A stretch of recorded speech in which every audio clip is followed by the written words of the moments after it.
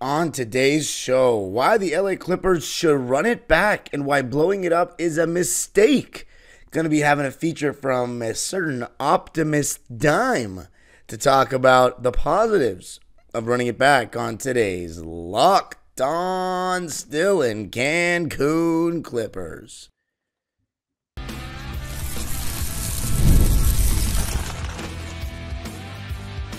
You are Locked On Clippers, your daily Los Angeles Clippers podcast, part of the Locked On Podcast Network, your team every day.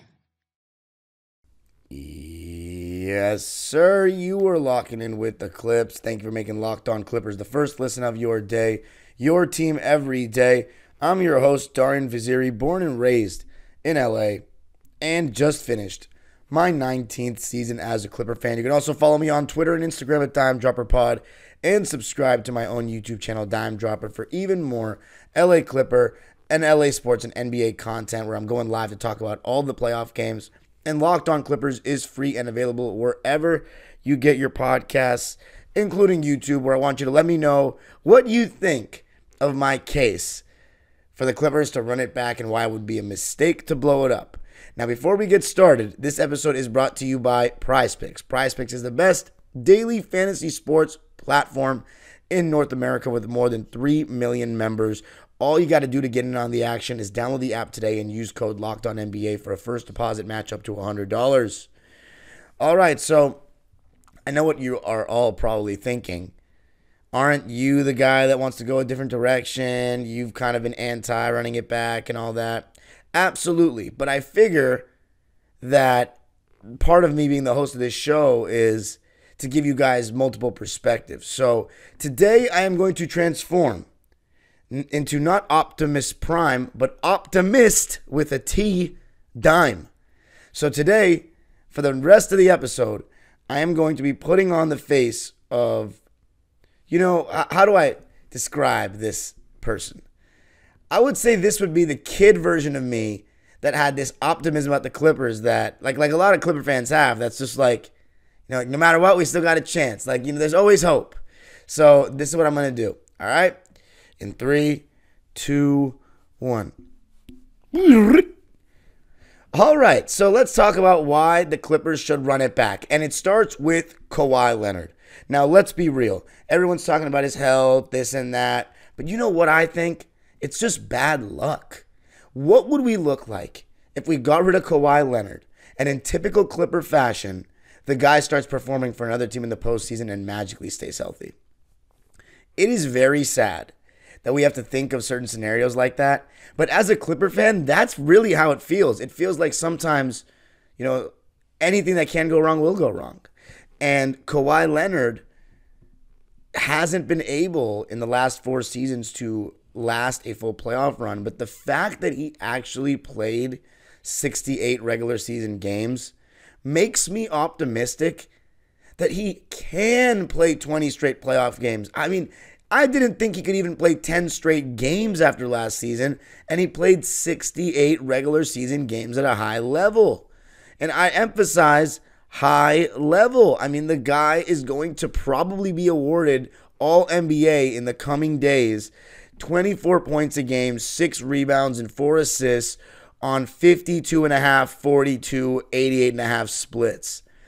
I mean, are you kidding me? That's damn near 50, 40, 90. Really solid defense. Missed less than 15 games all season for a top 4 seed in the Western Conference. I mean, the guy is still amazing. And to give up on the potential of having him in the postseason when after, I don't know, this is going to be our 55th year in existence, if I'm not mistaken. 55th year as a franchise, right? From 1970 when we started in Buffalo as an expansion team. You have never had a player that's this close to being the best player on a championship team. I mean, this guy has proven that he can be a best player on a championship team. And even though things don't look up for him right now, to give up on him and to basically quit the 2-on-3 era without even trying to give him a chance. I mean, I shouldn't say trying because we have given him the chance to play in the playoffs healthy, but to not have him play in the playoffs healthy, after the bubble in 2021, and that's the end of the 2-1-3 era, we never really get to see him finish a full postseason healthy in front of the Clipper fans locally. That would be a disaster. I mean, that would just be the ultimate nightmare, is that we got Kawhi Leonard. We moved hell and back for him, and we moved everything for him, and we tried everything to make sure he didn't go to the Lakers. We won free agency. We set the whole world on fire on July 5th, 2019. And for him to not really play a fully healthy... Now I got to preface the whole thing, because he finally has played a game in front of Clipper fans, a sold-out Clipper playoff crowd, but he wasn't clearly 100%. I mean, he looked like he was laboring, couldn't get by anybody, couldn't elevate. It was rough. But the thing is, you would be throwing away the belief in a guy who, when he's playing, is undeniable. You know, my basketball criticisms of Kawhi a lot of times are that, it seems like he runs out of gas. That's basically it. Runs out of gas. He usually doesn't take bad shots, usually doesn't take bad decisions. Usually from an effort perspective, he's playing hard. It's really just sometimes he takes a little too long to do things. He plays a slower pace. And but besides that, the dude is still a stud. So that's the thing. Do you want to give up on someone like that when you know it could be years and maybe decades before you get somebody at that caliber? All you need is luck one time. That's the thing. As painful as it is when it doesn't work out, and as foolish as you might think it is to try again, first of all, the Clippers just don't have much of a choice. Kawhi's value after that recent injury is not that high. And I wonder if his value would have been higher if he was on an expiring contract and teams were like, you know what? I'm willing to take the gamble on Kawhi Leonard for 1 year and then see what he's willing to do. But who knows what Kawhi would have done had he not gotten that extension in January. Maybe he would have opted out of that final year of his contract and tested the waters just to make sure he could get long-term security. So, again, and also in Kawhi's favor, he did take a slightly less... he could have made $60 million a year, but he took $50 to potentially bring Paul or James Harden and or both back. So for him to do something like that, it would be kind of harsh to go away from him. But at the same time, this is a business, and the Clippers have not gotten the returns that they expected from Kawhi Leonard just because his body's let him down. But again, he's still that guy. And any chance of playoff Kawhi as a Clipper would be ruined if you just get rid of him, because you're like, you know what, he can't stay healthy. It's been 4 straight postseasons. I don't trust that a 5th year is going to make the difference. And get rid of him. But that's the case for keeping him, is that you're getting rid of a guy who's already proven he can be the best part of a championship team. Your whole hopes in rebuilding would be to eventually get someone like that in the future, and you have him right now and you'd be kind of throwing it away. I think that would be a potential mistake. But coming up, let's talk about the other thing we didn't quite see this season that we intended to see late in the season, and that is third option James. Going to be talking about that coming up. I got to tell you a little something about Prize Picks. Prize Picks is the best daily fantasy sports platform in North America with more than 3 million members. It's the easiest and most exciting way to get in on the action while you watch your favorite sports and players. All you got to do is pick more or less on 2 or more player stats and watch the winnings roll in. Get in on the playoff action and win up to 100 times your money on Prize Picks as you and the world's best players take the game to a new level during basketball's postseason. You can now win up to 100 times your money on Prize Picks with as little as 4 correct picks. You can turn $10 into $1,000 with basketball, hockey, and college basketball entries today on Prize Picks, America's #1 fantasy sports app.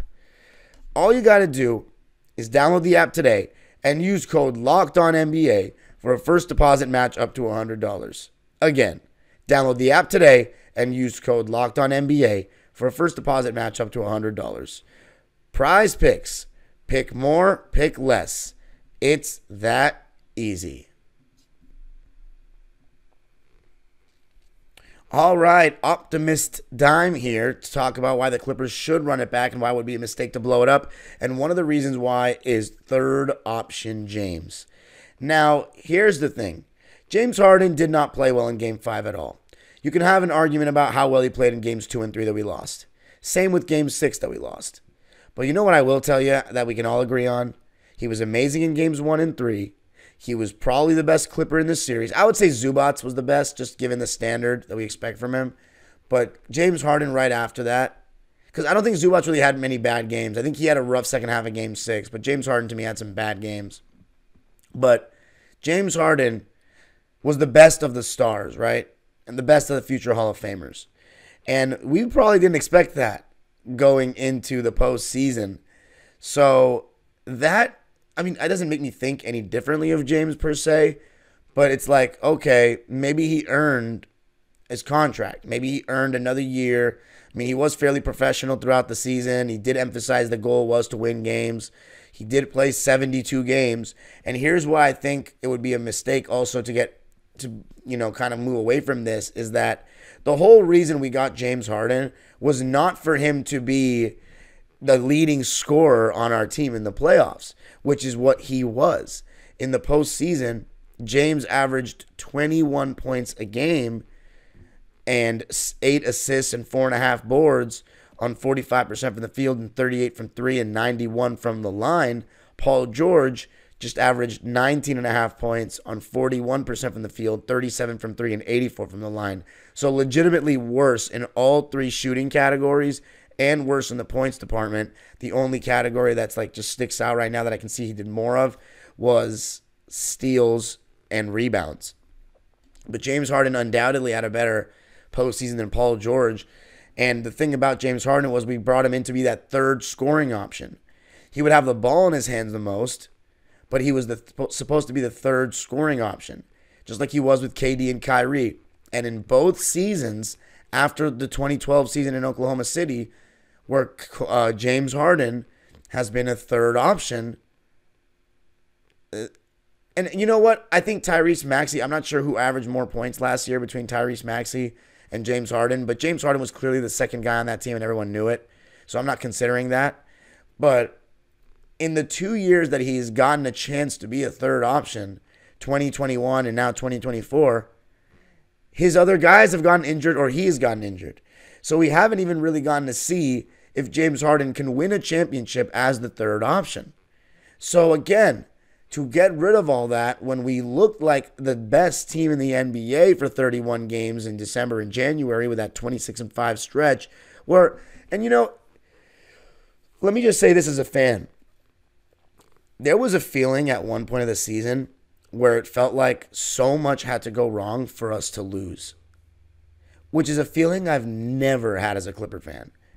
I mean, I thought conference finals were basically guaranteed as long as we stay healthy. That's how well we were playing. I was like, man, it takes so much for us to lose because we have so many weapons. Like James Harden, Paul George, and Kawhi, like that's 3 bona fide stars. I've never felt like this as a Clipper fan. We're running teams out of the gym, and it just feels as though it's easy. It feels as though it's very easy for us to get good shots and that it's hard for teams to guard us because the third best defenders on the other team are either guarding Paul or James.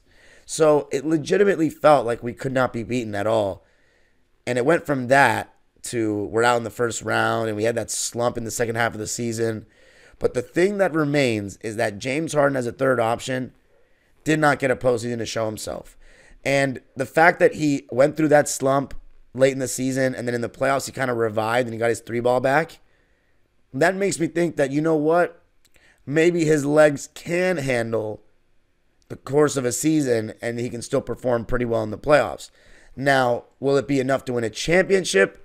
That's a different discussion because the level absolutely increases as the playoffs goes on.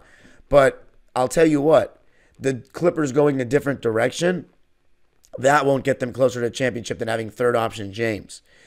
So that's the thing, especially for any James Harden fans or anybody that believes in Harden and says, you know what, we made the right trade. It was the right move every single day of the week. Well, then third option James, he hasn't really gotten a chance to prove himself as that third option for the Clippers in a playoff setting. And that matters because once someone goes down, it just makes everybody have to do more. It puts way more onus on them, which, again, James Harden's 34 years old with more mileage than any of our stars outside of probably Westbrook. So he just, it's not it. It was not the role for James.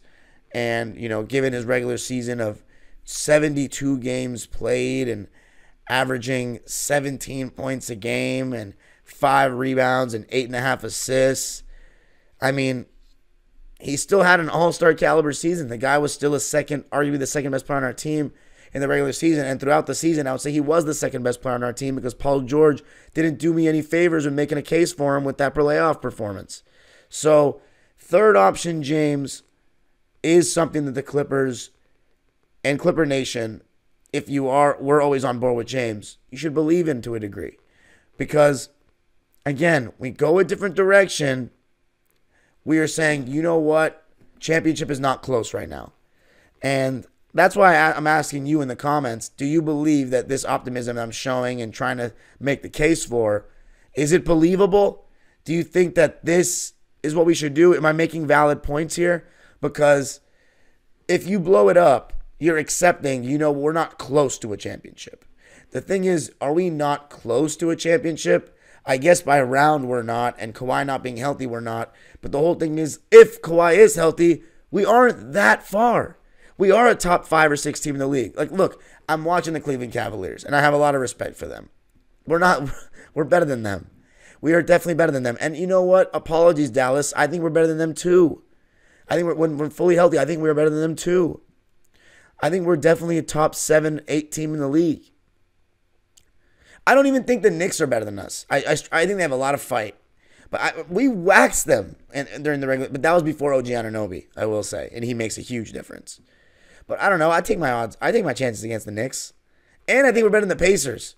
So, we legit are still, to me, a top 5 or 6 team in the league. And it's really hard to get there. So, consider that when you talk about blowing it up or going a different direction. Coming up, though, going to be talking about the big mistake teams make when it comes to this discussion. Going to be talking about that coming up.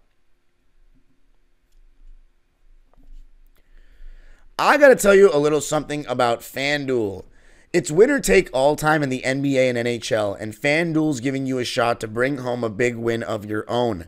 Right now, new customers get $150 in bonus bets with any winning $5 bet. That's $150 to bet on spreads, money lines, player props, and more. Man, if somebody had bet Denver when they were down 2-0, they would have made a whole boatload of cash. But you know what? You still could. Maybe even want to bet on Minnesota. I don't know. Visit FanDuel.com/LockedOn and make every playoff shot count.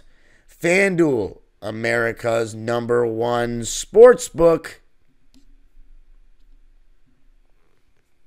All right. So now, talking about the mistake. The mistake teams make all the time is blowing it up too early.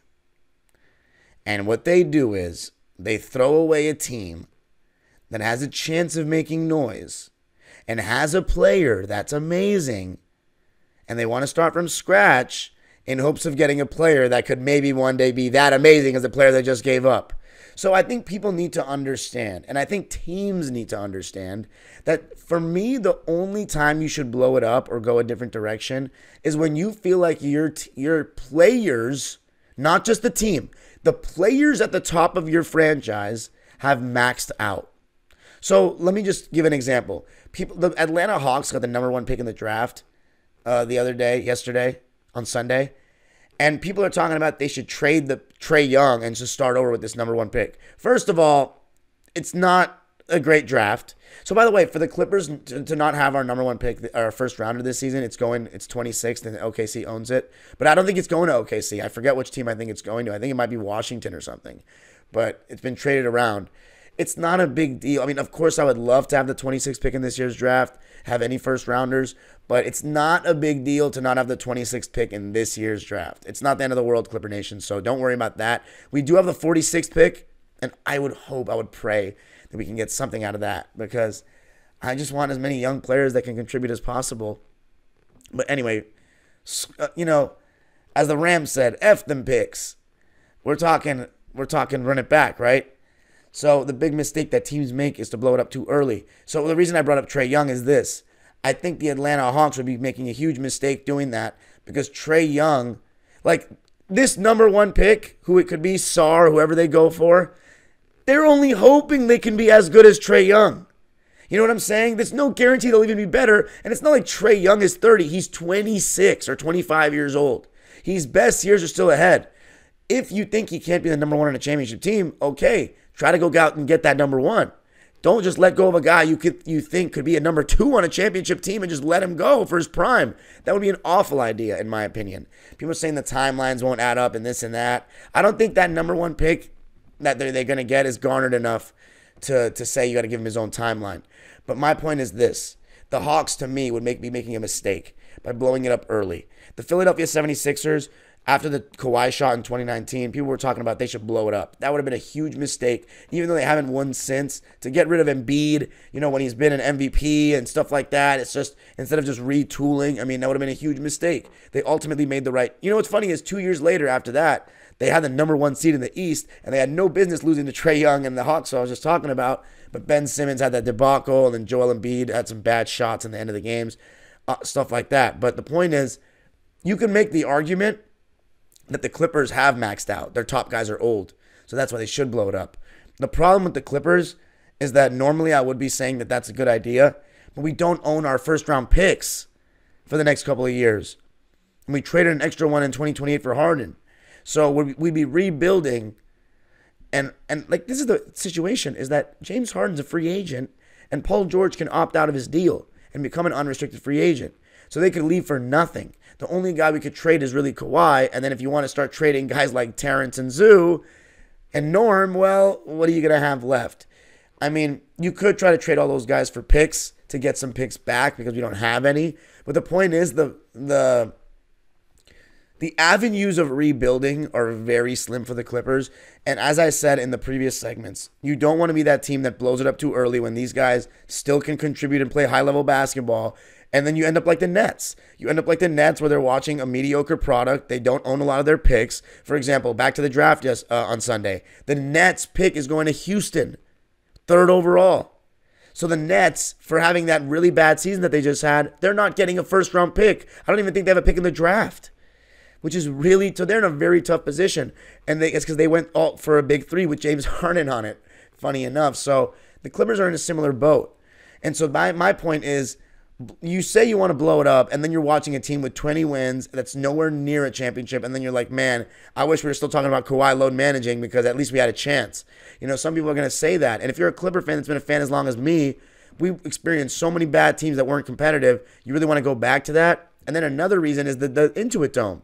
Do you want to go into the Intuit Dome without stars? While Clipper fans will still show up, what about the other, huge base that makes up Clipper regular season games, which is the neutrals and the Laker fans that come and want to watch a basketball game?